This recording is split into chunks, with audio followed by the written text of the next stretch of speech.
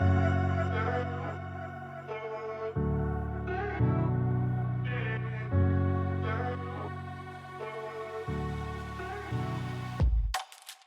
mas. Welcome back to Cultural Default, Part 4 discussion of the Grey. Parts 1, 2, and 3 are linked in the description below. In comes the weather, and Burke passes away in his sleep, frozen. Otway attempts furiously but futilely to wake Burke up.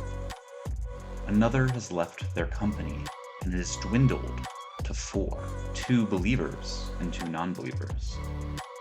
Sometime later, Otway looks at the letter he wrote, and Hendrik furtively examines him.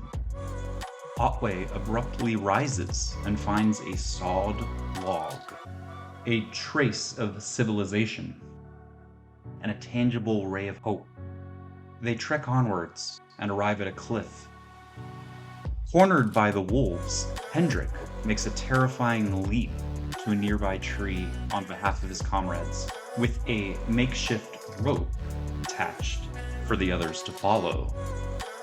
Appropriate that Hendrik, the cleric of this Dungeons and Dragons party, and the one who earlier led a prayer, makes the leap of faith. And as the cleric, of course, it succeeds. Diaz makes a saving grasp to the rope when it breaks in its initial establishment. And from here, they can climb across and then down. Until, of course, while climbing across, the rope breaks and Talget falls, probably fatally injuring him, and moreover, landing him where the wolves are waiting to shred him to pieces. The film shows his perspective. He sees his daughter's hair, which cruelly is in contrasting reality with the wolves, tearing him to pieces at the base of the tree. It's easy to be conflicted about what the film is saying here. Is the illusion sparing him the brutality and indignity of his death? Or is the man who believes in God shown to be unaware of the harsh reality? Perhaps it's both. Whether or not the divine is present, he is spared from the horror. Rushing down to aid him, the branch snaps and Diaz lands painfully on his leg. The remaining 3 are too late to do anything but spot another wallet for the collection. Further into the woods they go, and Diaz is clearly suffering, the life sapping from him. It's possible that this, intentional or not, shows how the irreligious benefit from the faith of others, even if they do not have it themselves.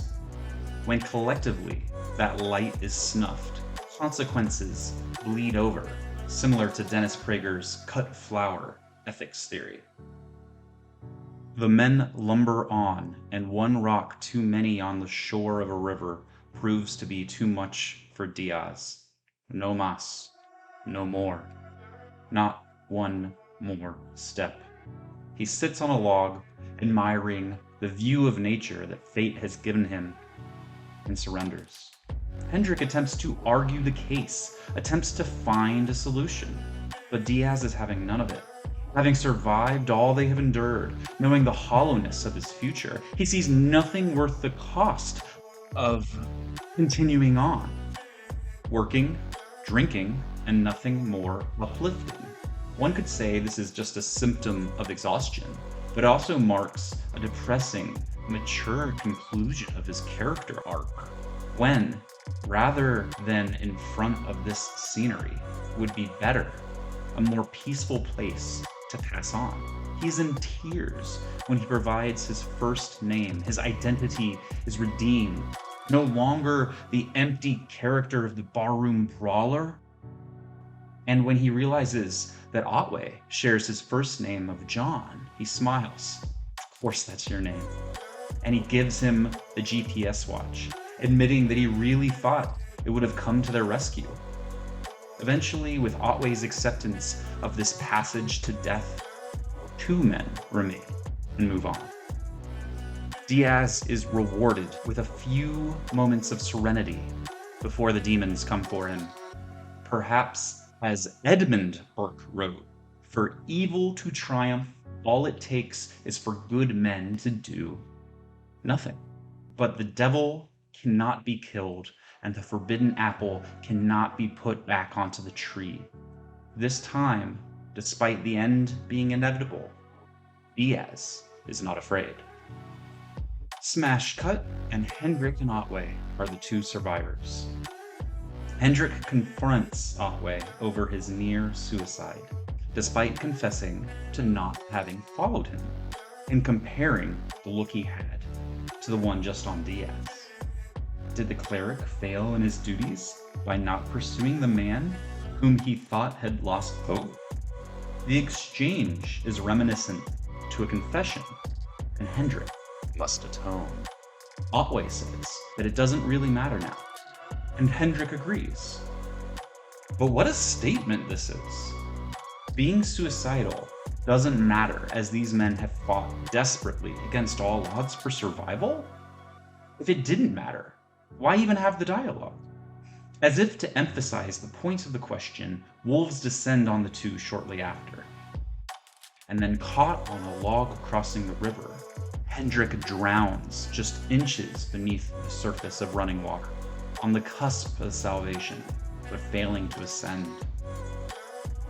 It's also reminiscent of a baptism, being dunked into the water. It's all of it, none of it. And so, while a fight of the wolves still serves as bait, this leads directly to the actual climax of the film. Otway, reaching the river shore, collapses and then rages at the heavens. Earn it, he demands, to a deafeningly silent sky. There's no question he means it when he says that any sign would make him a devotee for the rest of his days. But no answer is given. Nothing but nature's indifference. It. I'll do it myself. In the last quiet moment of the film, Otway takes out the wallets of the survivors and views the pictures they have, their legacy. He carries their soul. He is as gods, as the serpent in the garden might comment. Seeing the lives of these other survivors and witnessing their story, one might say their immortal spirit. They may fill him with the will to survive. It's hard to say, as he gently lays them out in a shape similar to a cross. And what are these pictures of booze and Vegas and fun times? Well, no, of course not. They're wives, children, family. Fun? Sure, but deeply meaningful. Diaz only has an ID, no family. For him, Otway clasps his hands over the wallet very much like a prayer. And then he takes out the letter to his lost wife, and we learn that she died just in time for him to become aware of his surroundings. This man has entered the wolf's den. He has entered hell and has been leading the men here the whole time. And from a rocky throne descends the Alpha, the prime demon himself, surely the Prince of Darkness. So think. The man rages at heaven, expresses his contempt at God's absence, then relents, prays, and realizes he has navigated his way into hell. Is this really an atheistic film? The devil takes his time, and Otway collects his sacred relics.